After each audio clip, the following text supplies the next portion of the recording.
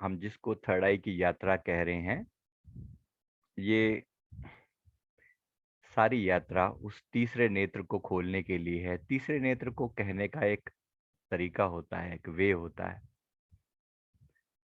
तीसरी आंख मतलब क्या, क्यों यूज करनी पड़ेगी तीसरी आंख? आप सोच के देखिए। ऑलरेडी परमात्मा ने दो आंखें दे रखी है ना, तो तीसरी की जरूरत क्या है? ये तीसरी आंख द्वैत को हटाने वाली है। दो आंखें दो अलग अलग चीजें देखती हैं। दो आंखें संसार को द्वैत दिखाती है। द्वैत का मतलब होता है कि मैं अलग और तू अलग, ये द्वैत है। तीसरी आंख मतलब एक सिंगल आंख। उस आंख वो खुलती तब है जब ये दो आंखें बंद हो जाती हैं, और वो अद्वैत को दिखाती है, नॉन ड्युअलिटी को दिखाती है। तो इस नॉन ड्युअलिटी को, क्या है नॉन ड्युअलिटी और इसको हम कैसे स्वीकार करें, कैसे अपने जीवन में लेकर आए, ये आपको डे बाय डे अपने अंदर घटित होती हुई फील होगी। ये नॉन ड्युअलिटी फील होगी डे बाय डे। मतलब अब दूसरों का दर्द भी अपना ही दर्द है। नॉन ड्यूअल, ड्यूअल का मतलब क्या था कि मैं अलग, ये अलग, वो अलग और परमात्मा भी अलग। जब सब भी अलग तो फिर परमात्मा भी अलग। अब यह है कि मैं सब में हूं और सब मुझ में है। ये वाली एक अवस्था भीतर से आने लगेगी। ऐसा अनुभव होगा कि फर्क क्या है हम दोनों में, एक ऊर्जा ही तो है। अंदर भी, मेरे अंदर जो व्याप्त है शून्यता, बाहर भी वही शून्यता तो व्याप्त है। इसमें भी वही, उसमें भी वही, उसमें भी वही। और न केवल इंसानों में बल्कि जानवरों में भी, बल्कि पेड़ पौधों में भी, बल्कि इवन नदियां, पहाड़, प्रकृति, सभी जगह पर एक ही चेतन सत्ता मौजूद है। क्या इस चेतन सत्ता के दर्शन कभी होते हैं? कोई झलक मिलती है कि हाँ एक ही है? कुछ कुछ कुछ कुछ लगता है पता? How many of you feel that? कितने लोगों को लगता है कुछ ऐसा कि सब कुछ एक जैसा मामला है? हाँ जी। कितने लोगों को ये फीलिंग आती है कि कुछ एक जैसा है? कभी कभी आती है, एक आध बार आती है, फील होता है कि कुछ कुछ एक जैसा ही है। हाँ जी। है किसी को? कुछ लोग तो हैं। कम से कम वीडियो ऑन कर लें प्लीज, सभी लोग वीडियो ऑन कर लें, बार बार ना कहना पड़े ये। वीडियो ऑन कर लीजिए। कविता, गंगोत्री, राजेंद्र कौर, सुविरचा बहल, वीडियो ऑन कर लीजिए प्लीज, बार बार ना कहना पड़े।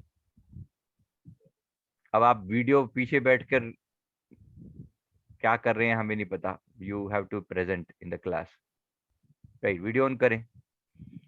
तो ये झलक जो है आपको अपने भीतर भी और बाहर भी फील होनी चाहिए। स्पिरिचुअलिटी कोई स्पिरिचुअलिटी कोई ऐसा टॉपिक नहीं है जो कि आप अलग से बैठकर एक एक अलग से कमरे में बैठकर अपने अपने लिए कर रहे हैं और सिर्फ आपके अंदर परिवर्तन आ रहा है, बाकी दुनिया से आपका कोई लेना देना नहीं है। स्पिरिचुअलिटी आपकी जिंदगी को ट्रांसफॉर्म करने के लिए है। ट्रांसफॉर्म करने के लिए, अभी रिसेंट हमने 4-5 दिन पहले वीडियो डाला था ना, पता नहीं देखा है कि नहीं देखा। स्पिरिचुअलिटी आपको ट्रांसफॉर्म कर देती है, अंदर से बदल के रख देती है पूरा। एक एल्केमी है, राइट? एक केमिकल रिएक्शन है, एक ऐसी एल्केमी जो बिल्कुल गुण ही बदल देती है।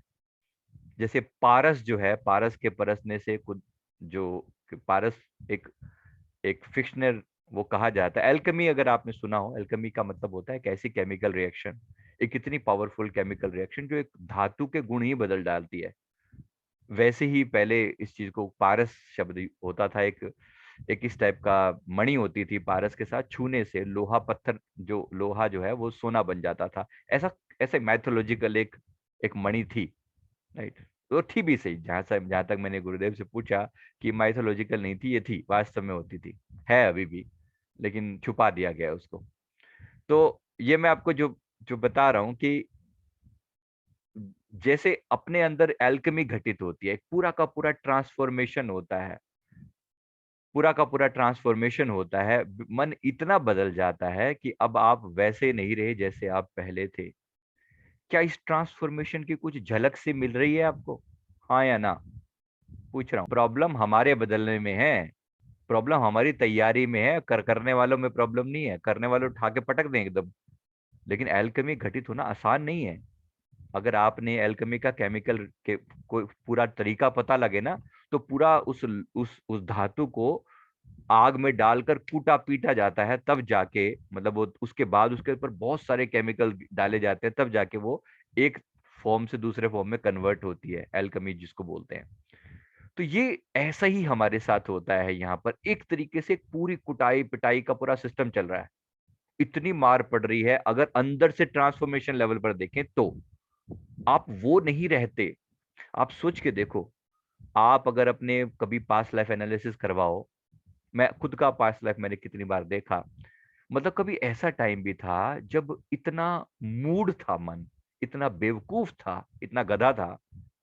अब से चाहे वो घटना आपसे 100 साल पहले, 100 जन्म पहले की क्यों ना हो, 100 जन्म पहले, ठीक है, आए उसी मूर्खता से हैं। कोई ये नहीं कह रहे कि हम कोई ऊपर से उतरे हुए भगवान के दूत हैं, ऐसा कुछ नहीं है। सभी उसी मूर्खता से निकल के आए हैं। बस ये बात है कि कोई पहले निकल आया, किसी को थोड़ी समझ ठोकरें ज्यादा लग गई, किसी को थोड़ी ठोकरें कम लग गई। कुछ लोगों को ठोकरें अभी तक लगी नहीं है, उनको अभी भी संसार मीठा लगता है। बस फर्क इतना सही है। थोड़ा सा आगे और पीछे की बात है कि कब आप संभल जाते हो। संभलना सबको है, ये याद रखना।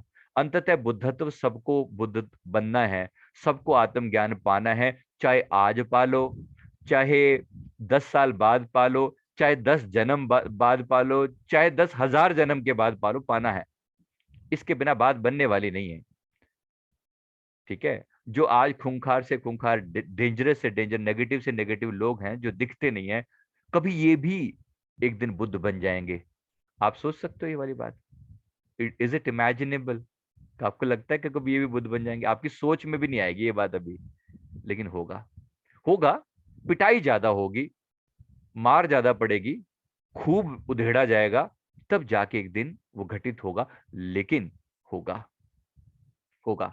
सब हैं बुद्ध ही, सब हैं बुद्ध ही, फ्यूचर से ही हैं बुद्ध ही, हैं आत्म ही। बुद्ध मतलब परिपूर्ण आत्म तत्व, परिपूर्ण आत्म तत्व आए थे। बिल्कुल शुद्ध बुद्ध परमेश्वर स्वरूप थे, आनंद स्वरूप थे। हैं, थे क्या मतलब, हैं तो अभी भी।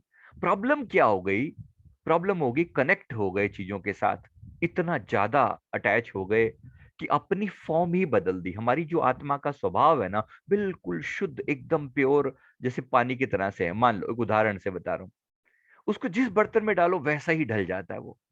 जैसी बर्तन में डालो वैसी शेप ले लेता है, जिस तरह के कलर के साथ रंग दो वो ऐसा कलर उसका हो जाता है। उसकी ओरिजिनल क्वालिटीज जो हैं वो गुम हो जाती हैं, जैसे ही वो संग मिलता जाता है। सारा खेल जो है वो संग का है। इसलिए सत्संग का मिल जाना, सत्य के साथ जोड़ने वाले व्यक्तियों का मिल जाना, गुरुओं का मिल जाना बहुत बड़ी ब्लेसिंग है। क्योंकि जिसको वो नहीं मिले, वो आज भी भटक रहे हैं और भटकते रहेंगे अगले कई जन्मों तक। पता नहीं कब जाके उनको अक्ल आएगी। तब तक दर्द जीवन में, दुख जीवन में बढ़ता ही रहेगा। तो हम नहीं चाहते कि ऐसा हो, हम सिर्फ प्रार्थना कर रहे हैं परमात्मा सबको सत्संगत दे, सत्संगत दे, अपने लोगों का साथ दे, अपने प्यारों का साथ दे, ताकि भीतर एक परिवर्तन लाया जा सके। हम सबके लिए प्रार्थना करते हैं, समय लगता है, लेकिन उसकी बुद्धि के ऊपर पड़े हुए जब तक वो पर्दे हटते नहीं ना, इसलिए तब तक असर नहीं होता। ये पर्दे जो हैं हमारे अंदर कर्मों के रूप में पड़े हैं। अब जैसे उदाहरण के लिए किसी जीवन में आपने किसी, तब आपके मन की कोई अहंकार पूरित अवस्था रही हो और आपने किसी परमात्मा के प्यारे का अपमान किया, या किसी गरीब का दिल दुखाया, किसी को कोई ऐसी प्रताड़ना दी, कोई ऐसा काम किया जो आपको नहीं करना चाहिए था, जो आपके फर्ज के अनुकूल नहीं था।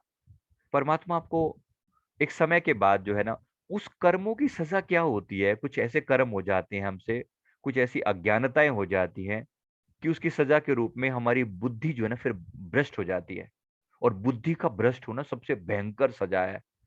शरीर पे कोई कष्ट दे देना कोई बड़ी बात नहीं है, मानसिक कष्ट भी आ जाए वो भी बड़ी बात नहीं है, लेकिन बुद्धि भ्रष्ट हो जाए, किसी इसी बुद्धि से कभी हमने किसी का अपमान कर दिया, बड़ी चालाकियां कर दी किसी के प्रति, जिससे उसके जीवन में दुख ही दुख आ गए, कोई बड़ी बात नहीं है। जब हम लोगों को सुबह से शाम तक लोगों के जब पास्ट लाइफ देखते हैं ना, तो इतना पीड़ा होती है कि ये बंदा आज तो कर रहा है, कल जब भुगतेगा ना, तो जिसको जिसको कहते हैं राहु बैठ गया इसकी बुद्धि के ऊपर, या शनि बैठ गया। और शनि कुछ नहीं बैठा, शनि बेचारा क्या कर लेगा। कर तो हमने खुद ही अपने कर्म ऐसे किए हैं कि एक ऐसा टाइम आता है उसकी बुद्धि भ्रष्ट कर दी जाती है। अब उसको ऐसे ही उल्टी सीधी चीजें, हरकतें अच्छी लगती है। आपने देखा होंगे क्लास में हमेशा से ऐसे लोग रहे होंगे, आपके आसपास में ऐसे लोग रहेंगे जिनको दूसरों को सताने में मजा आता है। कभी सोचा है? होता है ऐसे लोग? समझ में आ रहा है? आपकी बुद्धि में आपकी हमारी समझ में ये बात जाती नहीं। हाउ इज इट पॉसिबल कि बंदा ऐसा कैसे कर सकता है? किसी को सताने में मजा कैसे? हमारे से पैर के नीचे चींटी तक आ जाए तब भी हमारे हमारे मतलब हमारे अंदर तक हम कांप जाते हैं कि ऐसा क्यों हो गया, काश ये ना हुआ होता। लेकिन किसी को किसी गर्दन काटते हुए दर्द नहीं होता। क्या फर्क है दोनों के अंदर? फर्क है दोनों की समझ के अंदर, फर्क है दोनों की सेंसिटिविटी के अंदर। है इंसान ही, हैं दोनों ही पवित्र आत्माएं, हैं दोनों ही बुद्धत्व के रास्ते पर चल रहे हैं। फर्क क्या पड़ जाता है? बस यही। तो ये जो नेगेटिव कर्म होते चले जा रहे हैं, वो पुराने कर्म नए कर्मों को अट्रैक्ट करते हैं। जो संस्कार हैं, किसी ने एक जीवन में चोरी कर ली, उस चोरी को किसी ने उसको समझाया नहीं। चोरी के संस्कार बढ़ते चले गए, बढ़ते चले गए। उसको लगा कि कुछ भी किसी से कुछ भी चोरी करके अपनी चीज बनाई जा सकती है, इसमें बड़ा मजा आता है। अब ये नहीं पता कि वो चोरी का अंजाम अंततः क्या होगा। लेकिन वो एक टाइम में बढ़ के इस लेवल पर चला जाता है कि वो एक कुख्यात चोर बन जाता है, और फिर अपराध जेलों में डाल दिया जाता है, उनको तकलीफें भी दी जाती हैं। उसके बाद भी वो जो मजा जो था ना चोरी आने का, वो छूटता नहीं है। ऐसी लोगों को सताने का अपना एक मजा होता है जो उनको छूटता नहीं है इन लोगों से। फिर ऐसे लोगों के लिए ही परमात्मा कहीं ना कहीं नरक का प्रावधान भी रखता है। कोई लोग पूछते हैं कि स्वर्ग नरक होते हैं? The answer is yes. कुछ इतने कुख्यात लोग होते हैं, इतने ज्यादा वो होते हैं, जो जहां पर पृथ्वी पर वो उनके लिए उनको रखना देना ही उचित नहीं होता। उनको फिर नरकों में डालकर उनको तपाया जाता है कि किसी तरीके से ये प्योरीफाई हो जाए, क्योंकि इतनी सजा दी जाती है। तब जाके वो तौबा करते हैं कि नहीं, अब नहीं करेंगे ये वाला। हम सब भी वो भोग के आए हैं, आप भी भोग कर आए हैं, याद रखना। आज अगर आपको बुरे कर्मों से डर लगता है ना, आज आपको रूह कांप जाती है अंदर से, किसी के 5 पैसे भी एक्स्ट्रा आ जाए ना अपने पास हिसाब किताब में। मुझे याद है मेरे पिताजी के साथ किसी की हिसाब किताब में, किसी के पिताजी दुकानदार थे, तो दुकान में किराने की दुकान थी, तो किसी के हिसाब किताब में किसी से 100 रुपए एक्स्ट्रा दे दिए। घर में मतलब पूरा हड़कंप मच गया। आके जब हिसाब किताब लगाया, घर पे हड़कंप मच गया। पिताजी वो 100 रुपए लेकर उसके द्वार पर 5 बजे उसके घर का दरवाजा खुलने खुलने वाला था, सुबह 5 बजे उसके दरवाजे पे जाकर बैठ गए कि किसी तरीके से मैं इसको पैसा वापस लौटाऊं और मेरी जान जान को शांति मिले। 5 बजे सुबह। ये उन लोगों की हालत है जो ईमानदार है। अब बेईमानों को पता नहीं वो कितना किसी का हड़प लें, पता भी नहीं चलने देते। सरकार का हड़प लें, किसी अड़ोसी का हड़प लें, पड़ोसी का हड़प लें, इतना इवन अपने रिश्तेदारों का हड़प के, उनको भी नहीं पता चलता। क्या फर्क है दोनों के अंदर? कहीं इतनी सेंसिटिविटी है कि इतनी इतना दर्द नहीं सहा जाता, और कहीं हम बिल्कुल ही ऐसे लोग हो जाते हैं। फर्क क्या पड़ता है? फर्क, हम लोग वो सारी मार खा खा के आए बैठे हैं। अब अथा तो भक्ति जिज्ञासा, ज्ञान जिज्ञासा, मुक्ति जिज्ञासा मन में वो पैदा होती है कि अब ये सारे धंधे मैं देख चुका हूं, सारी बीमारियां देख चुका हूं, अब मुझे मुक्ति चाहिए। अब मुझे उस लेवल पर पहुंचना है, अब मुझे उस आनंद के लेवल पर पहुंचना है, मुझे अपने आप को जानना है। ये आग अंदर लगती है। शुक्र करना परमात्मा का कि आग अंदर से लग चुकी हो, क्योंकि इस आग के लगे बगैर ट्रांसफॉर्मेशन नहीं होता। तपना ही पड़ेगा। ये आग जो है आपको संसार में टिकने नहीं देगी, चैन से नहीं बैठने देगी, आम लोगों की तरह जीवन नहीं जीने देगी कि खाओ पियो ऐश करो जैसे लोग करते हैं। आपको नहीं टिकने देगी। रह रह कर अंदर से ख्याल आता होगा, हाय कुछ बड़ा करना है। वो काम तो हुआ ही नहीं जिसके लिए हम आए थे। कुछ अधूरापन सा लगता है, फील होता है ये चीज कचोटती है ये बात। हाँ या ना? आती होगी तभी तो यहाँ आए बैठे हो। कुछ कचोटता होगा अंदर से, कुछ तकलीफ सी होती होगी, और वो असहनीय दर्द होता है अंदर से कि मेरा वो काम बने बगैर मुझे मरना नहीं है। I don't want to even die before I finish my task. कुछ ऐसा करना है, कुछ ऐसा करना है कि जो कंप्लीट करके जाना है। एक ऐसा टास्क है जो दिया गया है, जो बहुत ज्यादा अर्जेंट है, बहुत ज्यादा जरूरी है, बहुत ज्यादा बड़ा है, और वो करना ही करना है, वो आग अंदर लगी रहती है। शुक्र मनाना अगर आपके अंदर वो आग लगी पड़ी है तो, शुक्र मनाना। क्योंकि जिनके अंदर नहीं लगी वो दुनिया में फंस के रह जाते हैं। आग लगना बहुत बड़ी बात है ये। तो वो ट्रांसफॉर्मेशन लेकर आती है, वो परिवर्तन लेकर आती है, वो बहुत बड़े लेवल का चेंज आपके भीतर लेकर आती है, अगर आपके अंदर अंदर वो आग लगी हो तो। बहुत जरूरी है। इसी से के द्वारा हम अपनी माफी मांगने को भी तैयार हो जाते हैं, अपने कर्मों को छुटकारा पाने के लिए हम कुछ भी करने को तैयार हो जाते हैं कि क्या फर्क पड़ता है यार, छोड़ो, माफ करो और आगे चलो। फिर कोई हमारे प्रति कुछ बुरा भी कर जाता है, बोलते हैं चल यार छोड़ यार, माफ कर, छोड़, पर क्या फर्क पड़ता है, क्या फर्क पड़ता है।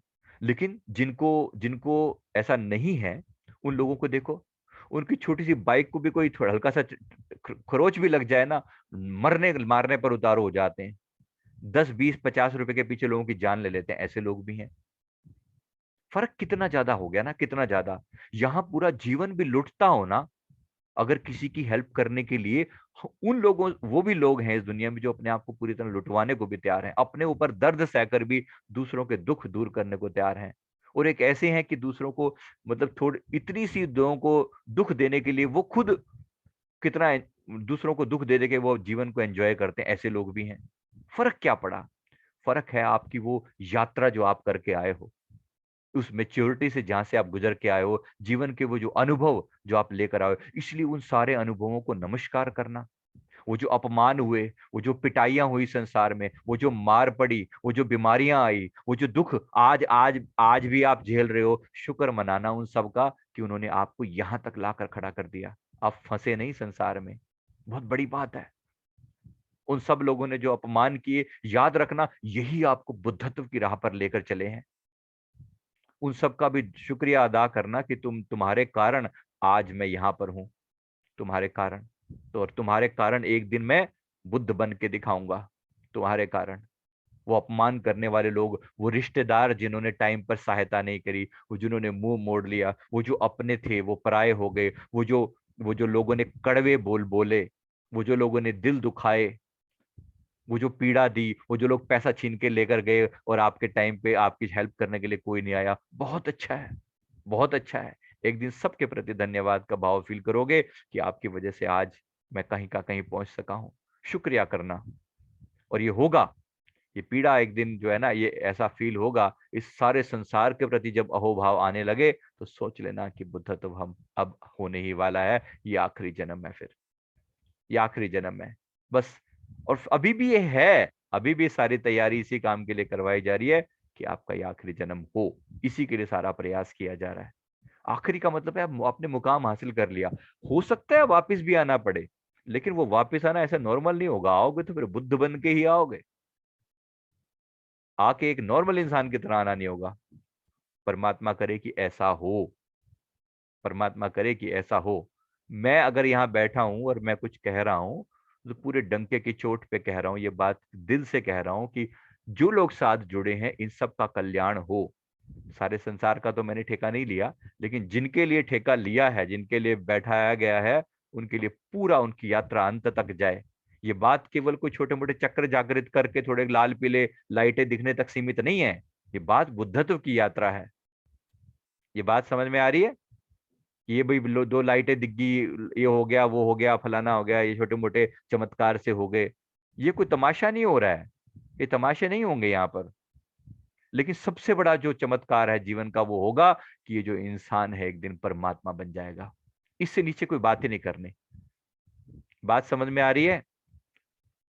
तो अपनी छोटी छोटी समस्याओं के पीछे दुखी मत होते रहना, अरे ये तो हुआ ही नहीं, वो तो ऐसा तो दिखा ही नहीं, वो लाइट तो हुई नहीं, वो उल्टा कुआं दिखा नहीं, या ऐसा नहीं हुआ। डजेंट मैटर, कोई बहुत फर्क नहीं पड़ता। ये सब अनुभव सिर्फ और सिर्फ कुछ माइलस्टोन है, सिर्फ बताने का एक तरीका मात्र है कि दिखे ना दिखे फर्क नहीं पड़ता। आपकी आत्मा अंदर से कितनी ऊंचाई पर पहुंच रही है, वो बहुत बड़ी बात है।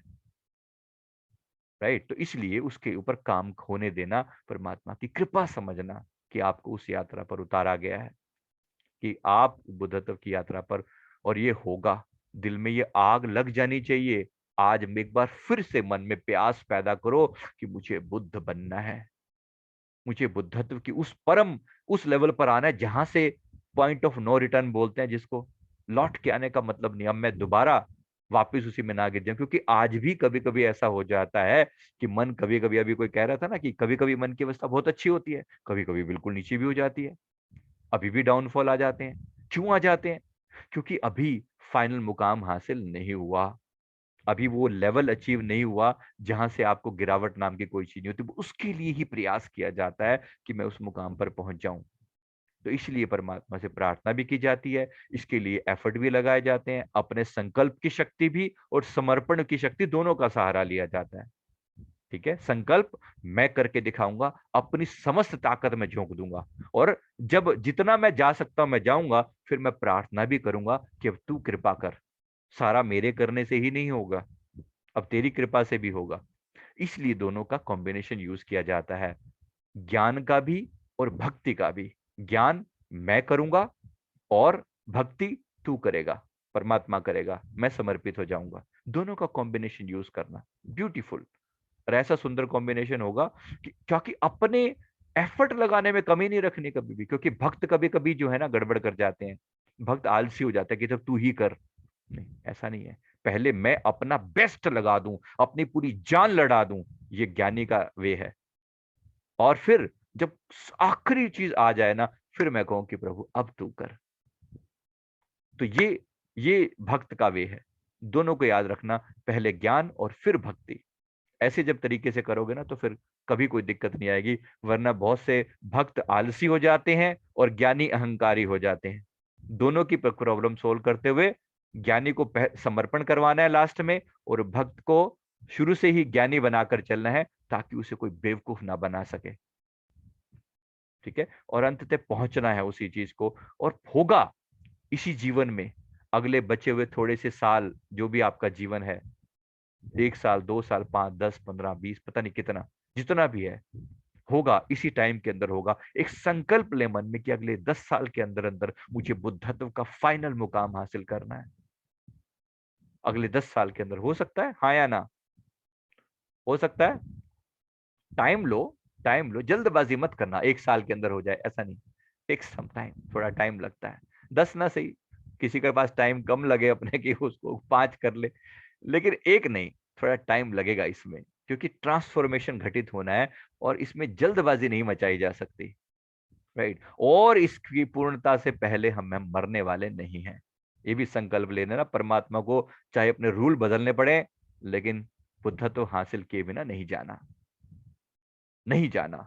ये संकल्प मन में गहरा होना चाहिए, और ये सोए सोए काम नहीं बनेगा। ये ऐसे ये छोटे मोटे संकल्प से काम नहीं बनेगा, थोड़ा संकल्प बड़ा चाहिए, विराट संकल्प चाहिए, जो आपको हर चीज से जगा दे, व्यर्थ में टाइम ना वेस्ट करने दे कहीं पर भी, और कहे कि बस अब जुट जाओ, अब जुट जाओ, अपने लक्ष्य पर जुट जाओ पूरी तरह से, अब जुट जाओ, जो 1 मिनट के लिए भी व्यर्थ ना बैठने दे। मेरा टाइम अनमोल है, अनमोल, प्राइसलेस है। मैं किसी फालतू चीज में अपना टाइम नहीं खराब कर सकता। मैं लोगों की शादियां अटेंड करने में, और व्यर्थ के वीडियोस देखने में, और व्यर्थ की बातें सुनने में, और व्यर्थ की गप्पे हाँकने में, और व्यर्थ की मीटिंगें अटेंड करने में मेरा कोई इंटरेस्ट नहीं है। मेरा इंटरेस्ट एक ही है, न गर्ज किसी से, न वास्ता, मुझे काम अपने काम से, तेरी जिक्र से, तेरी फिक्र से, तेरी याद से, तेरे नाम से। बस एक एक ही उद्देश्य, वो उद्देश्य पूरा होना चाहिए। Is it clear? समझ में आ रहा है? ये आग लगनी जरूरी है। ये बात सिर्फ और सिर्फ चक्रों को एक्टिवेट करने की नहीं है।